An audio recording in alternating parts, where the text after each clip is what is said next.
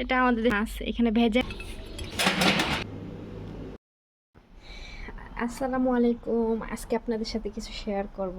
সেটা হচ্ছে দেখেন, আমার ম্যাডাম নতুন নতুন মানে জিনিসগুলার যে ফালাইতাছে, এগুলা দেখলে আমার যে পরিমাণে মায়া লাগতাছে।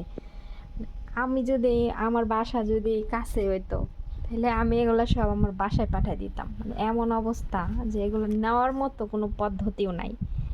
কিন্তু আমার খুব মায়া লাগতেছে যে এই জিনিসগুলো কখনো ব্যবহারও করা হয় নাই, শুধু কিনা আইনা রেখে দিছে কাবাটের মধ্যে, মানে আলমারির ভিতরে, ওয়ার্ড্রোপে, এইখানে ওই যে রান্নাঘরে যে ইটা থাকে ওইখানে।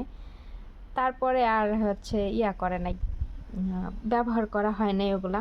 তো আজকে এগুলো বের করে সব ফালাই দিল। তা আমি আপনাদের সাথে শেয়ার করব যে আসলে কি কি ফালাইছে। হ্যাঁ, আপনারা দেখতে থাকুন। আর চ্যানেলটি ভালো লাগলে সাবস্ক্রাইব করবেন, আর ভিডিওটা লাইক কমেন্ট করবেন। আর কে কোথা থেকে দেখতেছেন অবশ্যই কমেন্ট করবেন। তো দেখতে থাকুন, দেখাই আপনাদের। এই যে এটা যে রমজান মাসে লাইট ঝুলায় রাখে, এই যে একটা আরও আছে, এই যে একটা কত সুন্দর একটা শো পিস। এগুলো মানে এনে শুধু রাইখা দিছে, হ্যাঁ, সাজাইয়া। এগুলো ব্যবহার মানে কিচ্ছু হয় নাই, এগুলো ফালাই দিছে।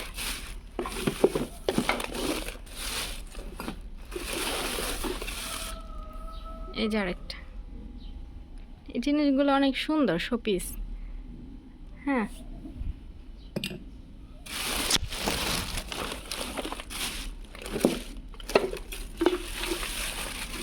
আরও আছে, আপনারা দেখতে থাকুন।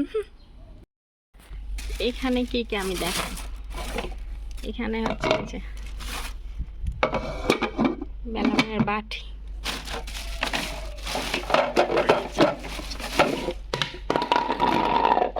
হটপট,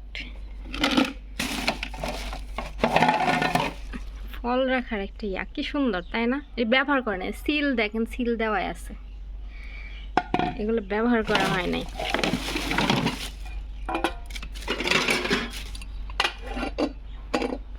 কি সুন্দর বাটি, এইগুলো সব ফালাই দিয়েছে।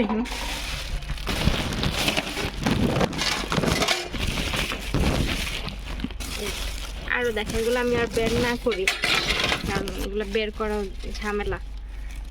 কি সুন্দর বাটিটা, তাই না? এগুলো সব ফালাই দিছে। তো দেখেন আপনারা, একটা দেখেন,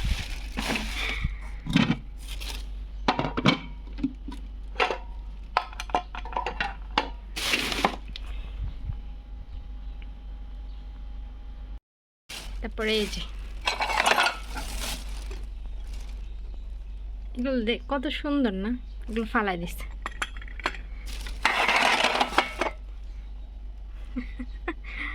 এটা আমাদের দেশে ভর্তা রাখা যাবে, সুন্দর একটা বাটি, কত সুন্দর। এগুলো সব ফালাই দিছে। প্লেট,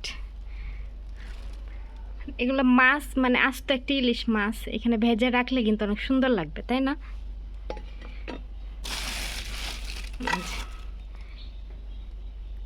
এগুলো এই যে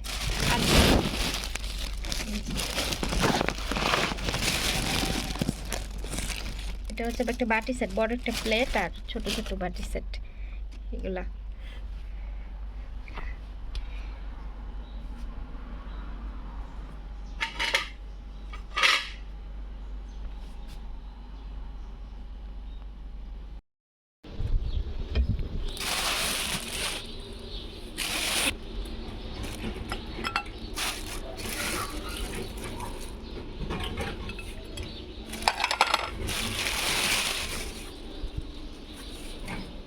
তো ওই যে ফয়সাল দাঁড়ায় আছে ওখানে। আর দুপুরবেলা হচ্ছে আজকে কিছু রান্না করি নাই, সব রুমের কাপড় চোপড়ের আলমারি গুছাইছি, কাপড় চোপড় যেগুলো বের করা হয়েছিল সব গুছাইছি। এর জন্য ম্যাডাম বলতেছে যে দুপুর রান্না করতে হবে না, আমি বাহির থেকে খাবার কিনে নিয়ে আসবো। তো বাহির থেকে যে মুরগি দিয়ে আর হচ্ছে ভাত, মানে বিরিয়ানি কিনে নিয়ে আসছে, আর সালাদ ছিল, আর আমার ফ্রিজে আমার জন্য যে কাঁচামরিচ আনা হয়েছিল কাঁচামরিচ ছিল। তো আমি এগুলা সব কিছু আমি রুমে নিয়ে আসছি, এখন খাওয়া দাওয়া করে একটা ঘুম দিব।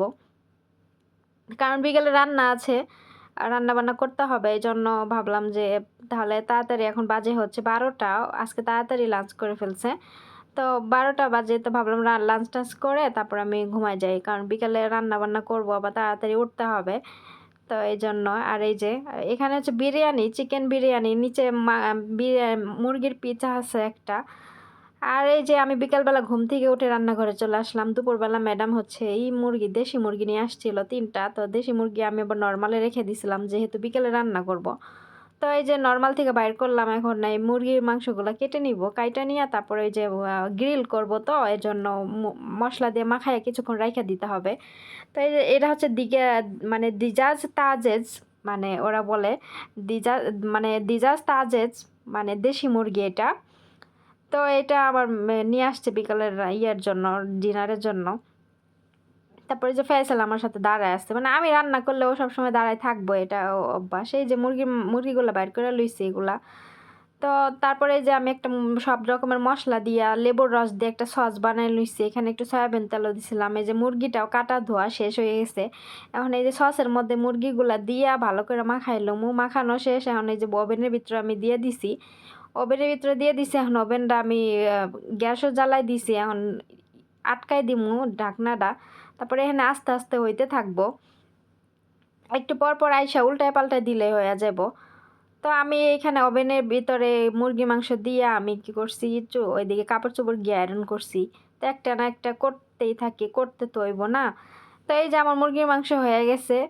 তো আজকের ভিডিও এ পর্যন্তই। কে কোথা থেকে দেখতেছেন অবশ্যই কমেন্ট করবেন, আর চ্যানেলটি ভালো লাগলে সাবস্ক্রাইব করবেন। নেক্সট ভিডিওতে আবার দেখা হবে। সবাইকে ধন্যবাদ, আল্লাহ হাফেজ।